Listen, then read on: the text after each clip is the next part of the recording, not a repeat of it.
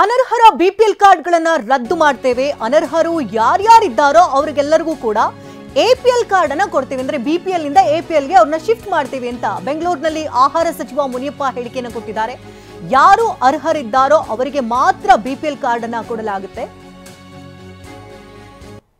BPL card ಇಡೀ ದಕ್ಷಿಣ ಭಾರತದಲ್ಲಿ highest cards ಇರೋದು ಸ್ಟೇಟು ಕರ್ನಾಟಕ. 70-75% ಇದೆ. ಆದ್ದರಿಂದ ಪರಿಷ್ಕರಣೆ ಮಾಡಲೇಬೇಕು, ಅನಿವಾರ್ಯ. ಮಾಡುವಾಗ ಅನರ್ಹರು ಯಾರಿದ್ದಾರೆ ಬಿ ಪಿ ಎಲ್ ಅಲ್ಲಿ ಅವ್ರನ್ನ ಎ ಪಿ ಎಲ್ಗೆ ತಗೊಂಡೋಗ್ತೀವಿ. ಅವ್ರ ಕಾರ್ಡ್ ರದ್ದು ಮಾಡೋದಿಲ್ಲ, ಎ ಪಿ ಎಲ್ನಲ್ಲಿ ಇಡ್ತೀವಿ.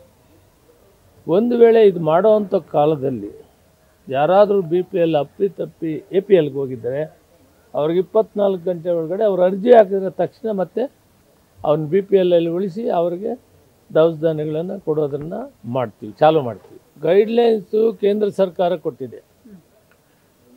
ಅವರು ಒಂದು ಪರಿಷ್ಕರಣೆ ಮಾಡಿ 7 ಲಕ್ಷ ಕಾರ್ಡನ್ನು ಅದು ಬಿ ಪಿ ಎಲ್ಲಲ್ಲಿರೋದನ್ನು ತೆಗಿಬೇಕಂತ ಅವರೇ ಆದೇಶ ಕೊಟ್ಟಿದ್ದಾರೆ.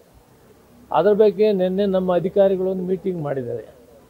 ಮೀಟಿಂಗ್ ಫೈಸಲ್ ಏನಾಗಿದೆ, ಯಾವ್ಯಾವ್ದು ಮಾಡಬೇಕು ಅನ್ನೋದನ್ನು ಒಂದು ನಿರ್ಣಯ ಮಾಡಿದರೆ ಅದನ್ನು ನಾನು ಮೀಟಿಂಗ್ ಮಾಡಿಬಿಟ್ಟು ಯಾವುದು ತೆಗಿಬೇಕು, ಕೇಂದ್ರ ಸರ್ಕಾರ ಪರಿಷ್ಕರಣೆ ಮಾಡಿರೋದ್ರ ಪ್ರಕಾರ ಏನು ಮಾಡಬೇಕು ಅನ್ನೋ ವಿಷಯನ ನಾನು ಮಾತಾಡ್ತೀನಿ.